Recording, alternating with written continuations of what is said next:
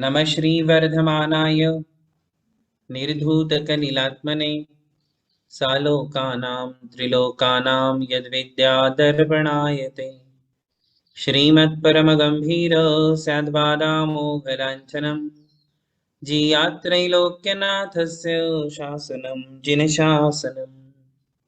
पंच परमेष्ठी भगवान की जय। नमोकार महामंत्र की जय। वर्तमान जिन शासन नायक श्री महावीर भगवान की जय। परम पूज्य आचार्य श्री शांति सागर जी महाराज की जय। परम पूज्य आचार्य गुरुवर प्रज्ञा शमन श्री देवनंदी जी महाराज की जय।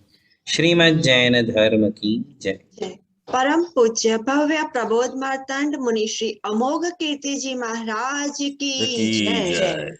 नमस्ते गुरुवर।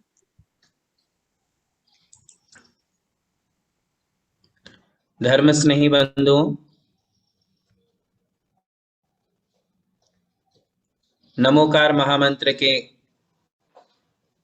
अंतर्गत हम सभी ने पंच परमेष्ठियों के स्वरूप को समझा।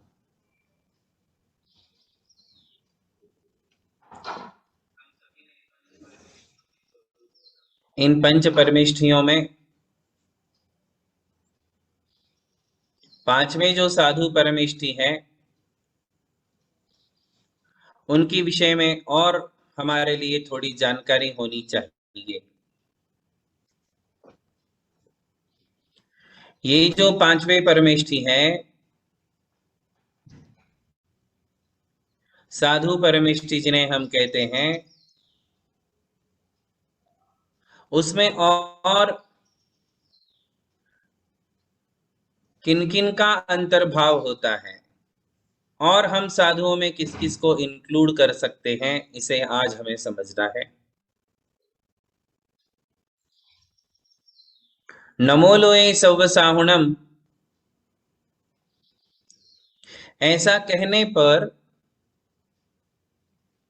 हमारा नमस्कार किसे होता है? तो हम कहते हैं लोक के सभी साधुओं को मेरा नमस्कार हो। सभी साधुओं का मतलब क्या?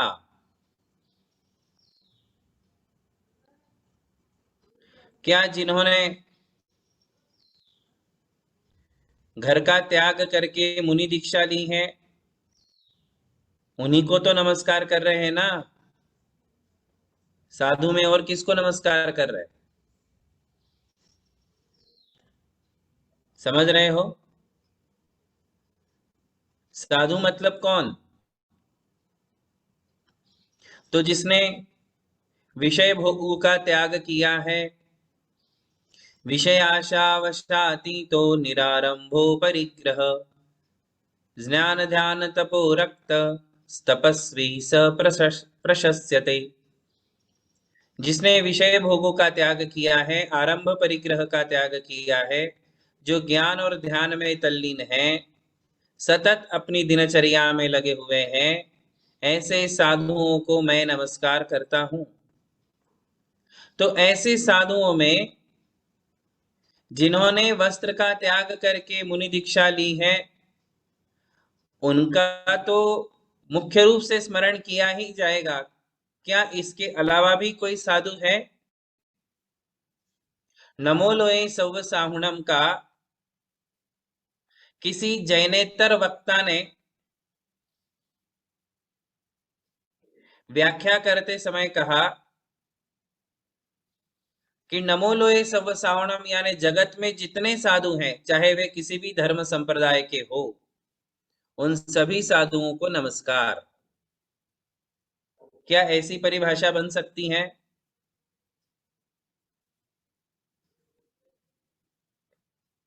हाँ या नहीं? जितने धर्म संप्रदाय हैं सभी के धर्मों में साधु तो होते ही है। तो क्या उन सभी साधुओं का संकलन नमो लोए सव साहुणम में हो जाएगा? या साधु की एक कैटेगरी है, साधुओं की एक डिग्री है, उस डिग्री को जिसने प्राप्त किया है वही साधु है? जैन धर्म तो यही कहता है। उन्होंने किसी धर्म का नाम नहीं लेकर के कहा विषय आशा वशातीतो,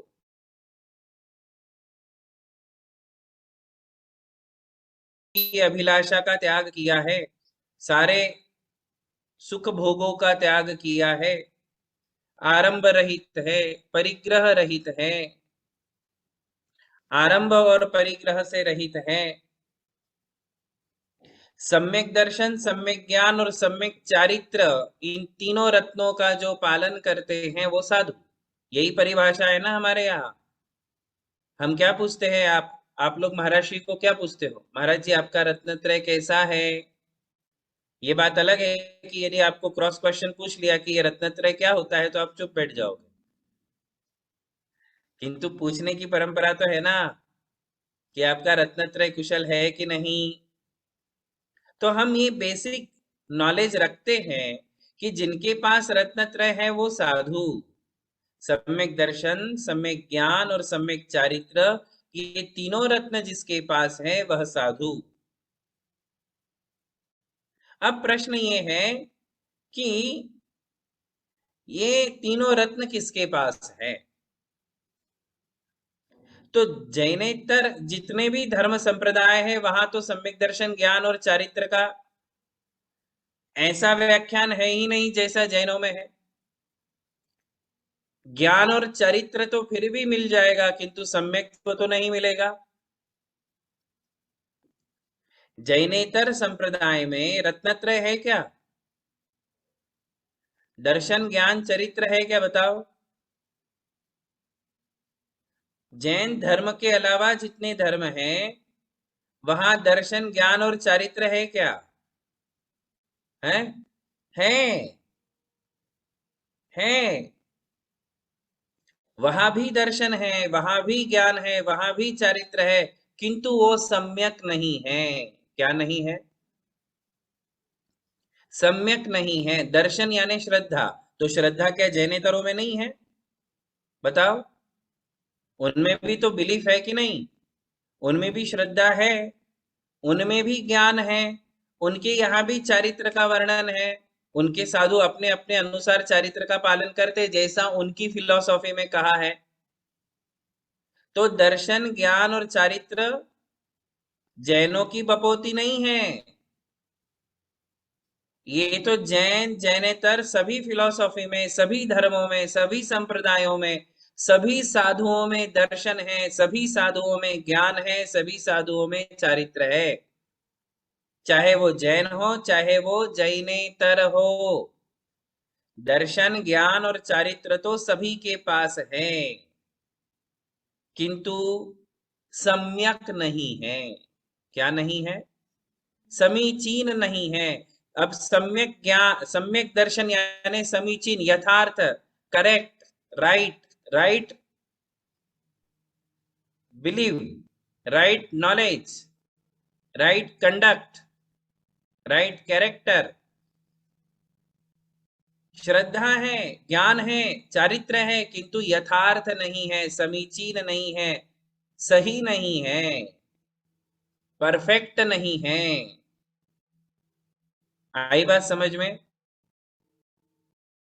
हाँ। तो दर्शन, ज्ञान, चरित्र के होते हुए भी सम्यक नहीं होने के कारण हम उन्हीं को साधुओं में गिनते हैं जिनके पास सम्यक दर्शन है, सम्यक ज्ञान है, सम्यक चारित्र है।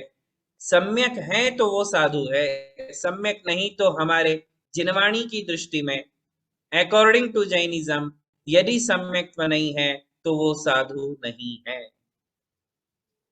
आपको तो यहां तक मैं बता देता हूं कि कोई हमारे दिगंबर जैन संप्रदाय के भी साधु हैं, तो ऐसा हो सकता है कि दर्शन, ज्ञान, चारित्र तो है किंतु सम्यक्त्व नहीं। ऐसा पॉसिबल है, ऐसा संभव है। दिखने में तो नग्न दिगंबर मुद्रा है, हाथ में पीछे कमंडलू है, किंतु किंतु जिनेंद्र भगवान के शासन के विरुद्ध यदि कोई मान्यता उनकी है, मिथ्यात्व को लेकर के चलते हैं, तो वे साधु भी दर्शन, ज्ञान, चारित्र से संपन्न है, किंतु सम्यक्त्व वहां नहीं होने से उनकी भी साधु में गणना नहीं होती है। ऐसा रत्न करंडक श्रावकाचार में स्पष्ट रूप से लिखा है। और उसमें क्या लिख दिया है पता है आपको? बताओ, धीरे से डाइजेस्ट होगा किंतु कर लेना। उसमें यहां तक लिखा है कि यदि कोई गृहस्थ है और गृहस्थ को सम्यक दर्शन है, मतलब वो जिन शासन में पूर्ण श्रद्धा रखता है, जैन धर्म ही श्रेष्ठ धर्म है, जिनवाणी में जो लिखा है वह बिल्कुल सत्य है, पूर्वाचार्यों ने जो लिखा है वो बिल्कुल सत्य है, देव शास्त्र गुरु का यही स्वरूप है, ऐसा मानने वाला गृहस्थ तो सम्यक दृष्टि है। और यदि इसमें यदि कोई खोट साधु में, तो ऐसा भी संभव है कि गृहस्थ तो सम्यक दृष्टि है और साधु मिथ्या दृष्टि, क्योंकि साधु जिनवाणी को खोल करके उसमें यदि अपना दिमाग लगाए कि ये सही है, ये गलत है, ये सही है, ये गलत है, तो साधु भी सम्यक्त्व की श्रेणी से बाहर हो जाते हैं। और ऐसे समय उसमें लिखा है कि ऐसे साधु से तो गृहस्थ श्रेष्ठ है जिसको जिनवाणी में श्रद्धा है। बंधुओं, कुल मिलाकर कहने का तात्पर्य सिर्फ इतना है कि जिसके पास सम्यक दर्शन है, सम्यक ज्ञान है, सम्यक चारित्र है, वही साधु है। ठीक है, क्लियर हुआ? सच्चा ज्ञान, सच्ची श्रद्धा, सच्चा ज्ञान, सच्चा चारित्र जिसके पास है, सत्य है। सच्चा यानी क्या? सच्चा यानी क्या? केवली पण्णत्तो, ऐसा आप बोलते हो, केवली पण्णत्तो धम्मो मंगलम, ऐसा बोलते ना हम चत्तारी दंडक में। तो केवली पण्णत्तो यानी केवली भगवान ने, सर्वज्ञ भगवान ने जो कहा है वह सत्य है, ऐसा मानने वाले सम्यक दृष्टि है।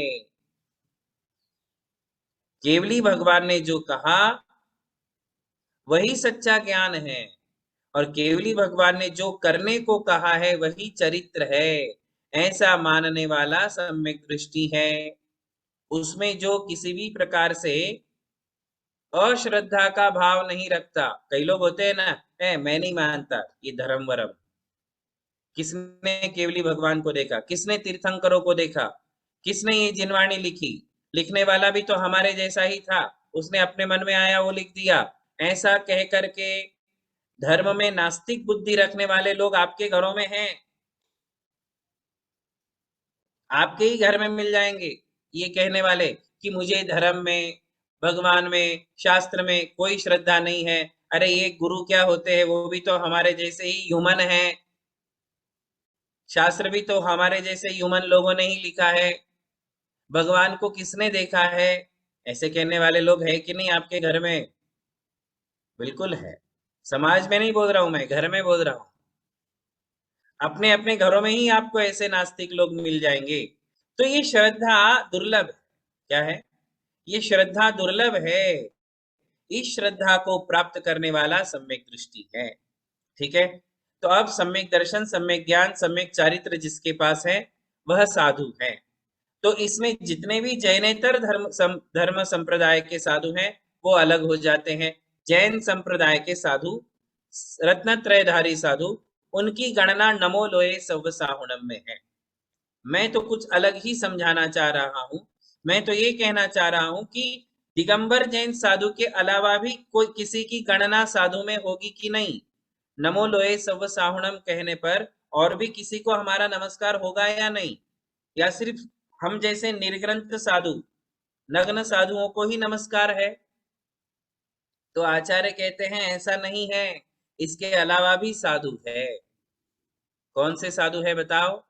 तो कहते हैं जो अनगार है। कौन है? अनगार। दो प्रकार है, सागार, अनगार। ये दो शब्द आज याद करो, समझ लो। सागार कहते हैं गृहस्थ को। अगार शब्द क्या है? अगार। अगार शब्द का अर्थ है घर गृहस्थी। अगार, अगार शब्द का अर्थ क्या है? घर गृहस्थी, जिसमें परिवार रहता है उसे अगार कहते हैं। जिसमें पति है, पत्नी है, बच्चे हैं, उसे कहते हैं अगार। और उस अगार में रहने वाले को कहते हैं सागार। क्या कहते हैं? सागार। आप सभी लोग सागार हो। आप सभी लोग कौन हो? सागार। जितने भी आप गृहस्थ हो, घर में रहने वाले हो, खेती करते हो, बिजनेस करते हो, जॉब करते हो, शादी करते हो, बच्चे हैं, एक परिवार है, प्रॉपर्टी है, एसेट्स है, सभी प्रकार का आरंभ है, परिग्रह है, ये सब जिसके पास है वह सागार। उसे क्या कहेंगे? सागार। और जो इनको त्याग देता है वो है अनगार। अनगार। इंग्लिश में लिखो, कोई बात नहीं। ANAGAR, अनगार। सागार, अनगार। तो अनगार कौन? तो कहते हैं जिसने घर का त्याग किया, परिवार का त्याग किया, विषय भोगों का त्याग किया, बिजनेस का त्याग किया, संपत्ति का त्याग किया, प्रॉपर्टी का त्याग किया, एसेट्स छोड़ दिए, सब कुछ छोड़ दिया, उसके पास अब अपना कुछ भी नहीं है। उसके पास अब अपना कुछ भी नहीं है। जो घर गृहस्थी से संबंधित है वह उसके पास कुछ भी नहीं है। जो घर गृहस्थी से संबंधित है वह उसके पास कुछ भी नहीं है। ध्यान रखना, शब्द अच्छे से ध्यान रखना, मैं जो शब्द बोल रहा हूं। घर गृहस्थी से संबंधित उसके पास कुछ भी नहीं है। दसों प्रकार का परिग्रह जो घर गृहस्थी से रिलेटेड हैं वह उसके पास नहीं है। अब उसके पास जो भी है वो सब कुछ शुभोपयोग के अनुसार है, रत्नत्रय का साधन है। उसके पास वस्तु नहीं है ऐसा नहीं, उसके पास सामग्री नहीं है ऐसा नहीं, उसके पास अब जो भी है वो सब सम्यक दर्शन, सम्यक ज्ञान और सम्यक चारित्र के अनुकूल है। सम्यक दर्शन, ज्ञान और चारित्र के अनुकूल जो भी है वह परिग्रह नहीं है। किंतु जिसने घर गृहस्थी से संबंधित सब कुछ छोड़ दिया, घर का त्याग किया, परिवार का त्याग किया, पति पत्नी बच्चे माँ बाप इनका त्याग कर दिया, घर का भी त्याग कर दिया, प्रॉपर्टी भी छोड़ दी, बिजनेस धंधा सब जो भी था सब छोड़ दिया। छोड़ करके जिसने घर ही त्याग कर दिया, और सिर्फ त्याग नहीं किया, छोड़ा नहीं, साथ में जिसने रत्नत्रय को धारण किया, व्रतों को स्वीकार किया, रत्नत्रय को धारण किया, ऐसे जो भी हैं उन्हें अनगार कहते हैं। क्या कहते हैं? अनगार। सागार यानी गृहस्थ, गृहस्थ यानी परिवार, परिवार यानी जिसमें आरंभ है, परिग्रह है, विषयों की आशा है। आप सबके पास ये सब है कि नहीं? चेक करो। विषयों की आशा है, विषयों का भोग है, मनोरंजन है, परिवार है, आरंभ है। आरंभ कार्य का मतलब है जिसमें जीव हिंसा होती है, ऐसे सारे आरंभ। पंचसूनारंभ कहते हैं। खेती करना ये भी एक आरंभ है, बिजनेस करना भी आरंभ है, रसोई बनाना आरंभ है, पानी भरना, घर की साफ सफाई करना, किचन में जाना, रसोई बनाना, कूटना, पीसना, बुहारना, ये सब चीजें जिसमें है, मेंटेनेंस जिसे आप कहते हैं घर का, वो सब करने वाला आरंभ आपके पास है, परिग्रह आपके पास है। आपके पास फ्लैट है, प्लॉट है, सोना चांदी है, नौकर नौकरानी है, बर्तन है, कपड़े हैं, अलंकार है, ऑर्नामेंट्स है, ये सब आपके पास है। धन धान्य है, पैसे है, अनाज है, ये सब चीजें एक घर में होती हैं। तो सभी प्रकार का परिग्रह है।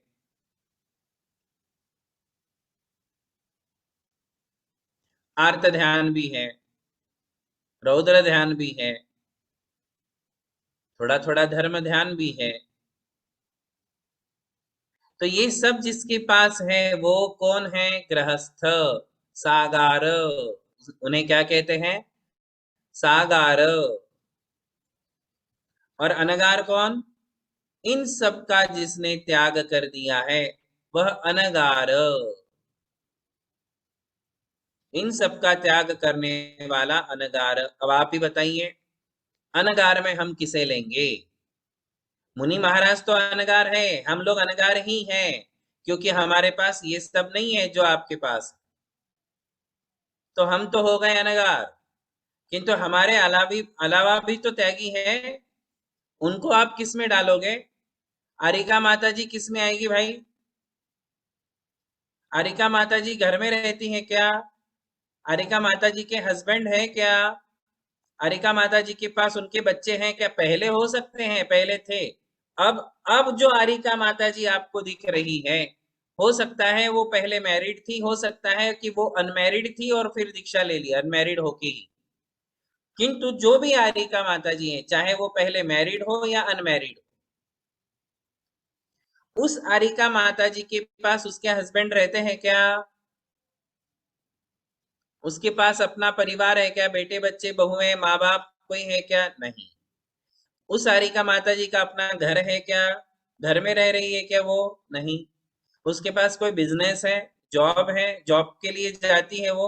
नहीं, कुछ भी नहीं है। क्या वो रसोई पकाती है? बिल्कुल नहीं, रसोई भी नहीं बनाती है।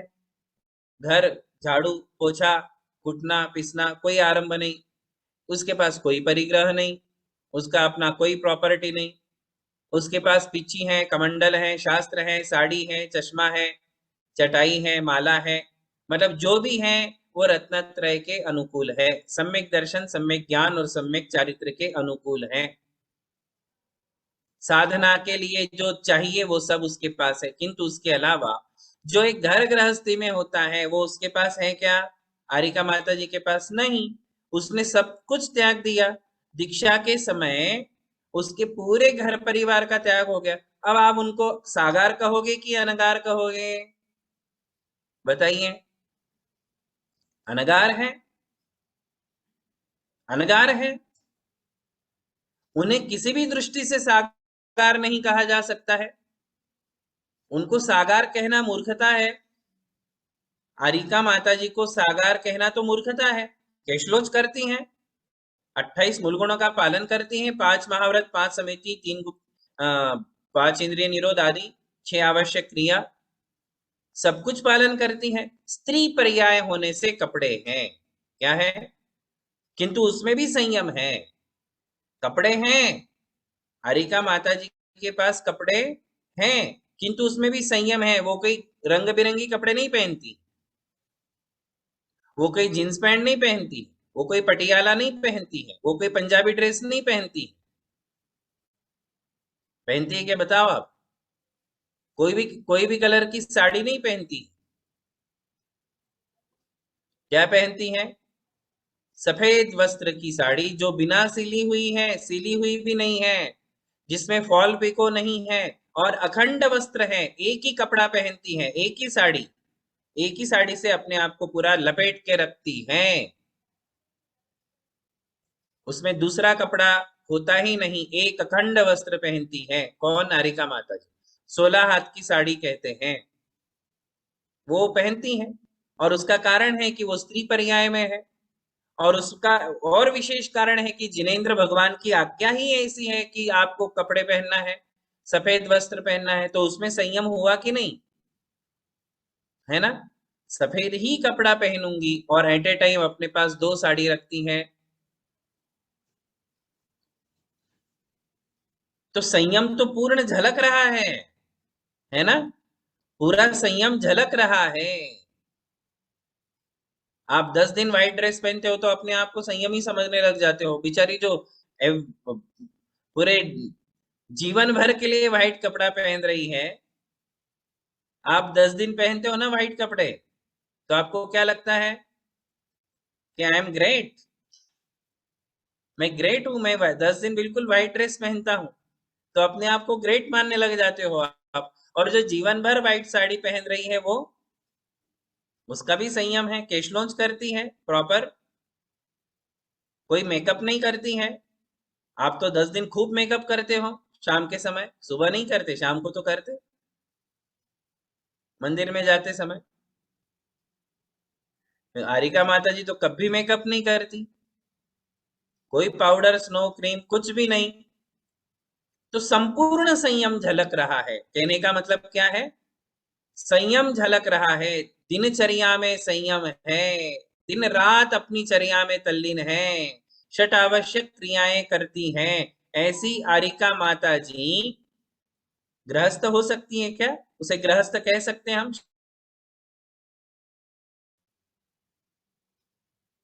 कभी नहीं कह सकते हैं। आरिका माता जी अनगार है। कौन है? तो जब जब भी आप नमो लोए सव साहुणम कहोगे, उसमें आरिका माता जी के लिए भी प्रणाम हो जाएगा, वो भी साधु परमेष्ठी है। क्योंकि साधु 4 प्रकार के होते हैं, ऋषि, मुनि, यति, अनगार। कितने कहे हैं साधुओं के 4 प्रकार? ऋषि, मुनि, यति, अनगार। शब्द भेद है, शब्द भेद है। ऋषि कहो, मुनि कहो, यति कहो, अनगार कहो, एक ही बात है। तो एक नाम साधु का अनगार भी है। ये साधुओं के एकार्थक है, प्रकार मत समझो, साधुओं के समानार्थी शब्द समझो। क्या समझेंगे इसको? सिनोनिम्स। हाँ, ये सिनोनिमस है। ऋषि, मुनि, यति, अनगार। तो साधु का एक नाम अनगार है, और अनगार का अर्थ जिसने घर का त्याग कर दिया है।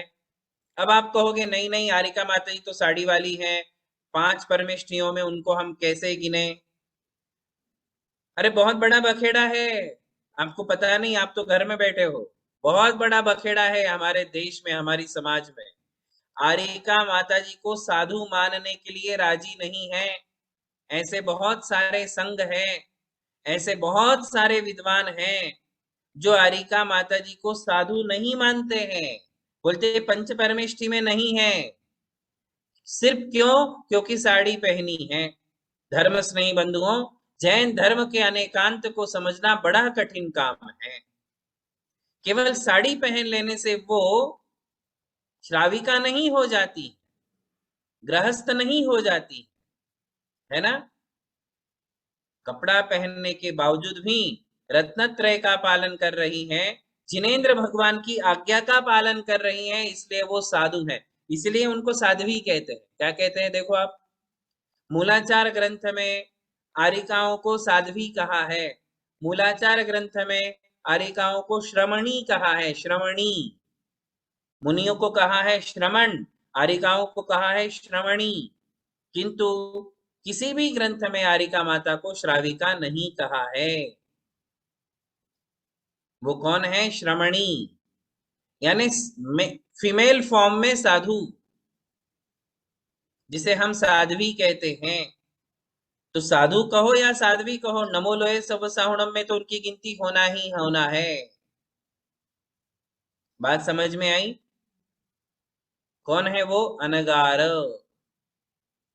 अनगार है। क्या स्वरूप है आरिका माता जी का? तो कहते हैं वह 28 मूल गुणों का पालन करती हैं। कितने मूल गुणों का? 28 मूल गुणों का। रत्नत्रय का पालन करती हैं, 28 मूल गुणों का पालन करती हैं, मुनियों के समान ही केशनोच करती हैं, मुनियों के समान ही हाथ में आहार लेती है, किंतु बैठ के। अंतर कहाँ है सिर्फ वो भी जान लो। बैठ के आहार लेगी, किंतु हाथों में ही आहार लेगी। एक ही बार भोजन करती हैं, बैठ करके कर अंजुलि में, हाथ की अंजुलि में ही भोजन करती हैं। आरिका माता का स्वरूप समझे विदेशी लोगों, क्योंकि आप विदेश में रहते हो ना, वहां आरिका माता जी भी नहीं है। तो आरिका का क्या स्वरूप है? साधु के समान ही है। 28 मूल गुणों का पालन करती हैं, मूल गुण में अंतर कहा है? तो बैठ करके आहार लेती हैं, मुनि खड़े होकर लेते हैं, आरिका माता जी बैठ करके लेती है, किंतु दोनों हाथों की अंजुलि में ही लेते हैं। आई बात समझ में? दूसरा अंतर क्या है कि मुनि निर्वस्त्र है और आरिका माता जी सवस्त्र है।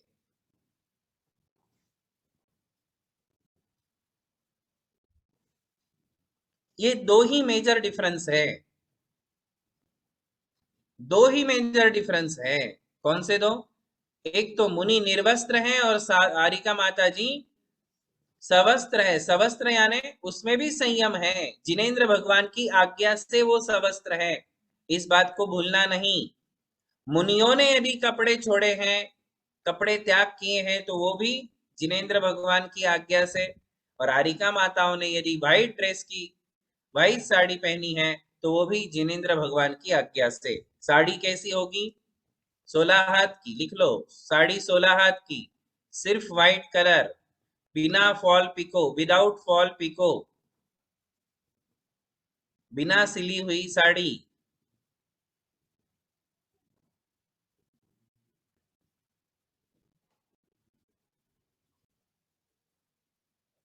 ठीक है ना? हाँ।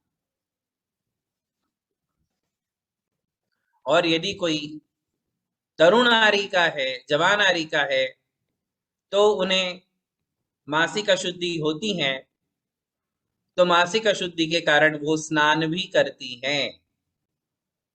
वहां कारण है मासिक अशुद्धि का, उसके कारण उन्हें स्नान भी कहा है। मुनि महाराज को स्नान की आवश्यकता नहीं है, किंतु यदि मुनि महाराज को कभी हड्डी का स्पर्श होता है, मलमूत्र का स्पर्श हो जाता है, या किसी शव डेड बॉडी टच हो जाती हैं, शव का स्पर्श हो जाता है, तो ऐसे समय मुनियों को भी स्नान कहा है कि मुनि भी स्नान करे। तो स्नान के पीछे रीजन है। ऐसे रोज आरिका माता जी भी स्नान नहीं करती हैं, वो व्रत स्नान करते हैं। जितने भी साधु है वो कौन सा स्नान करते हैं? व्रत स्नान, रत्नत्रय से अपने आप का स्नान करते हैं, शुद्ध रहते हैं, ब्रह्मचर्य व्रत का पालन करते हैं, इसलिए उनके लिए स्नान की आवश्यकता नहीं है। स्नान गृहस्थों को आवश्यक है। तो कुल मिलाकर कहने का तात्पर्य ये है कि आरिका माता जी भी साधु हैं, केशलोच करती हैं, एक ही बार आहार करती हैं, पैदल ही विहार करती हैं, पूरे देश में नंगे पांव पैदल विहार करती हैं। 6 आवश्यकों की पालना करती हैं, जैसे 6 आवश्यक मुनि पालते वैसे वो भी करती हैं। 5 महाव्रत, 5 समिति, 5 इंद्रिय निरोध बिल्कुल मुनियों के समान ही है। विषय भोगों का त्याग किया है, आरंभ का त्याग किया है, परिग्रह का त्याग किया है, ज्ञान और ध्यान में लगी रहती हैं। आरिका माताओं का स्वरूप है। ठीक है ना? केवल 2 मेजर डिफरेंस, सफेद साड़ी पहनना और बैठ करके आहार लेना। लेना तो हाथों में ही है, किंतु बैठ करके। इतने मात्र से यदि कोई उन्हें ये कह दे कि वो श्राविका है, तो जैन धर्म का इससे बड़ा कोई अवर्णवाद नहीं हो सकता है।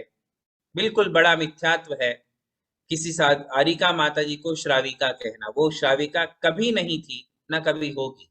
आरिका आरिका है, साध्वी है, श्रमणी, तपस्विनी है। क्या कहते हैं उनको? तपस्विनी। इसलिए आरिका माता जी भी अनगार है। गुणस्थान की दृष्टि से देखो तो वस्त्र होने से उनका 5वां गुणस्थान है।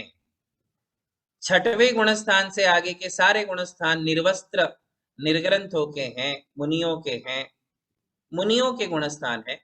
और उनका 5वां गुणस्थान है, किंतु 5वें गुणस्थान में वो सबसे टॉप पे है। 5वें गुणस्थान में जितने श्रावक हैं, उन श्रावकों से सबसे ऊपर आरिका माता जी है।